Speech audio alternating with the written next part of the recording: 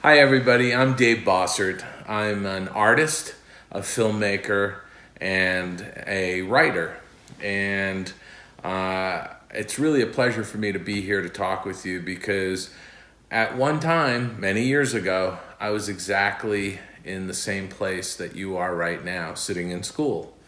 And if I could transport myself back, there's a few things I would do a little differently, like read a little bit more. And like most people in school, sometimes the books you're assigned, or sometimes the things you need to read aren't as exciting as you'd like them to be.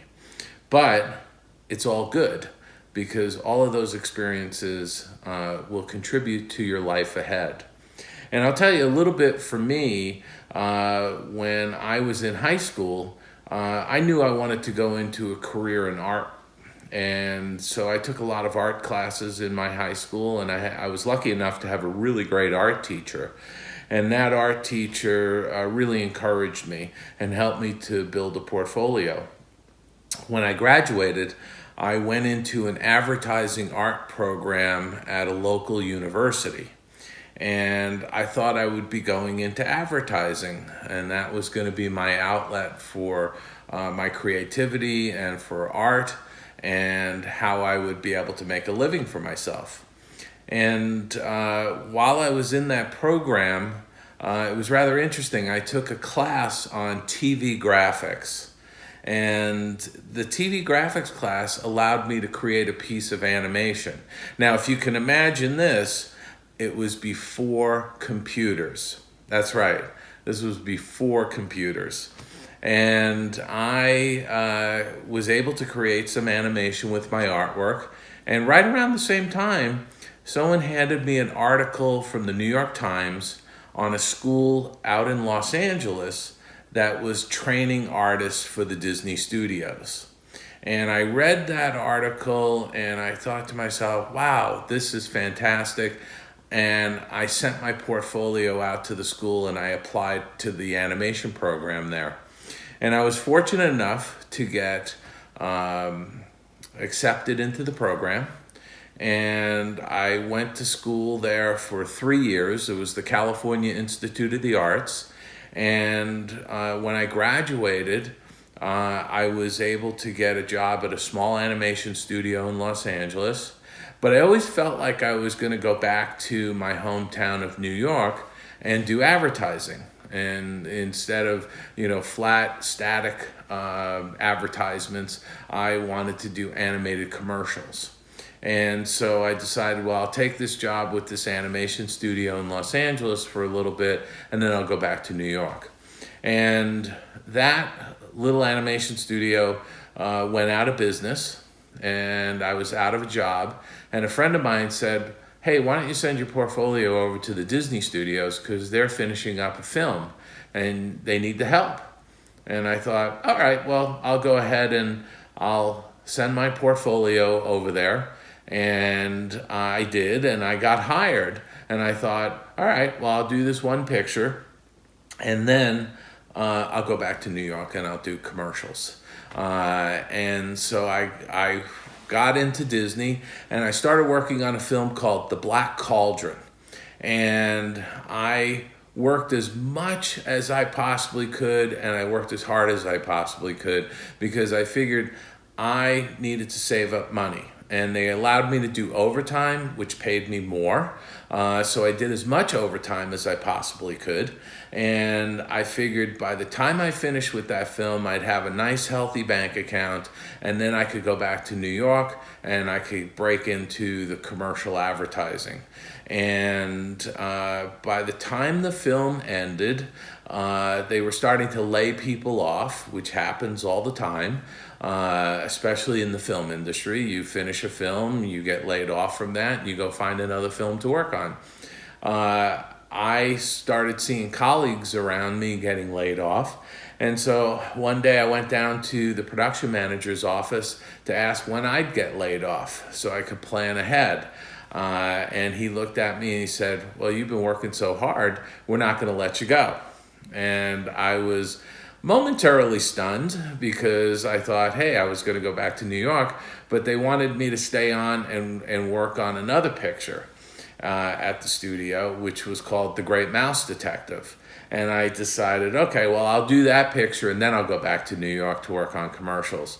And this kind of went on for about 5 movies. I went from The Great Mouse Detective onto Oliver and Company, onto Who Framed Roger Rabbit, and then onto The Little Mermaid and Beauty and the Beast. And it was a whole bunch of films, Aladdin, Lion King, Pocahontas. And I wound up staying at the studio for 32 years. But an interesting thing happened. About 20 years into my career, I started to write. And I was writing some commentaries and opinion pieces for my local newspaper. And then I decided I should take some writing classes, and I started taking some writing classes. And then a friend of mine suggested that I write a book on Roy E. Disney, because I had the pleasure of working with Roy Disney. He was the nephew of Walt Disney and the son of Roy O. Disney, who were the founders of the company. And I worked with him for many years, and when he passed away, I had a lot of great stories, and a friend of mine suggested that I write those stories down and create a book. Well, I'd never written a book before, and I never thought I would be writing a book. So I did something that you guys could do. I went and got a book on how to write a book.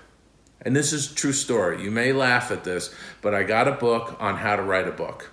And I read that book, and one of the things it told me was to write an introduction and to write a sample chapter. And I did that.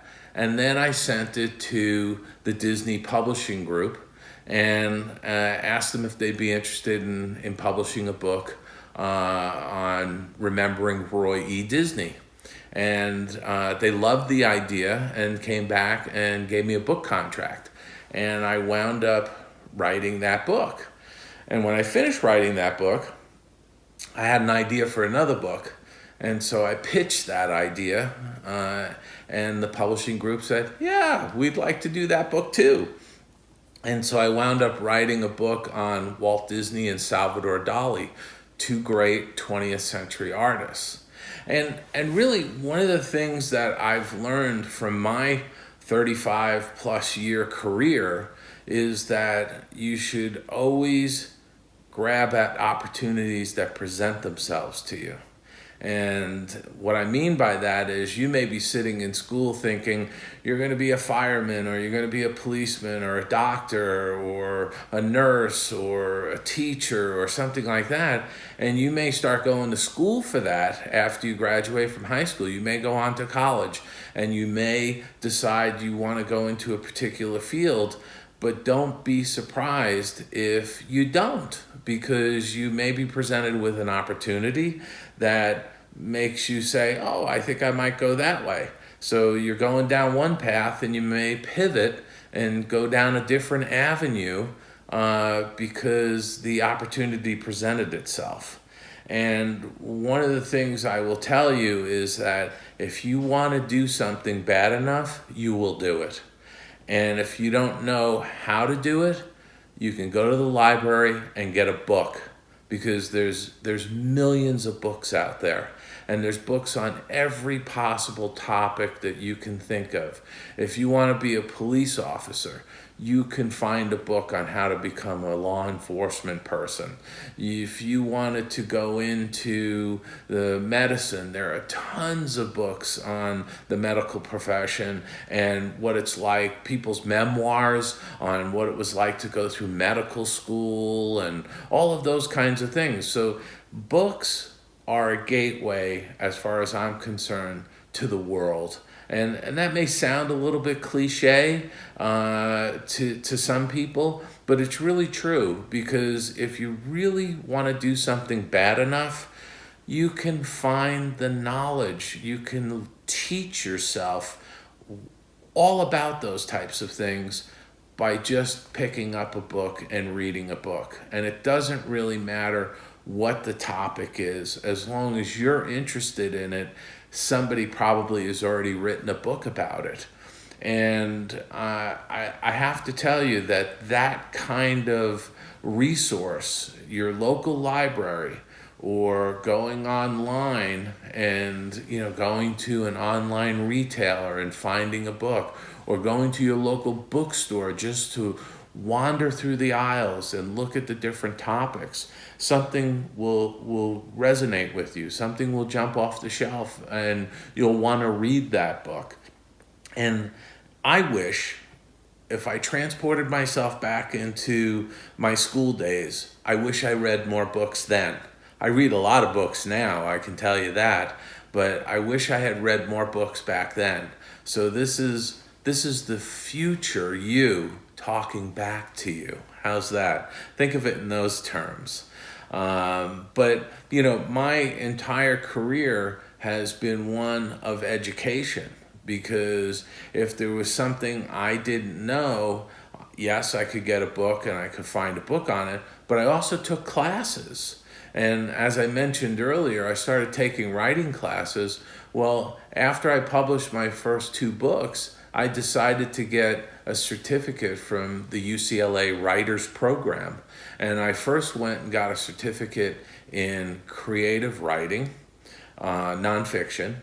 And then once I completed that, I went on and did a certificate in fiction. And so for me, I'm always taking classes. I'm always going up on vacation. For me, a vacation is to take a class and learn something new, a new skill.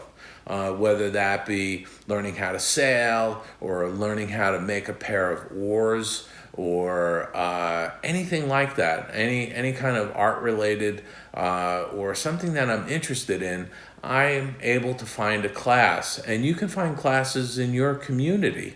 There's all kinds of weekend classes, there's continuing education classes, local community colleges. If you're in high school and you want to take some advanced drawing classes, look at your local community college, because more often than not, you'll probably find a class that's offered on a Saturday that you can take to really bolster and hone your artistic skills.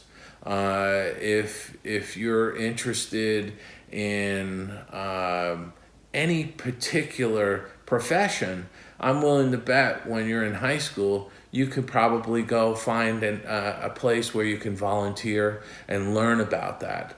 But the one thing I will say is that throughout your lifetime, it's always going to be a learning experience. You're going to learn new things. Don't ever fall into the trap of saying you can't do something because you don't know how. You can always find a book and you can always learn how to do it. And that's what you have to keep in mind. Don't let people say you can't do something, because if you really want to do it, you can do it. And it's really up to you. It's inside here. You're the person that's in control of your destiny in what you want to do with your life. And no matter what it is, you'll be able to do it if you put your mind to it and if you have that desire to do it. And again, I can't emphasize enough to you how much information you can find out in books. There's just so many of them. And with that, I just really want to just leave you with that thought that, books are the gateway to the world. You can teach yourself anything, and you can become anything you want if you put your mind to it. And it doesn't matter what your background is. I know of people who slept in their cars and are now multimillionaires. And that to me is really what I want to impart upon you, is that you can do anything you want and you can find out how to do it all through books. And thanks for listening, and I wish you all the best of luck. Be well and stay safe.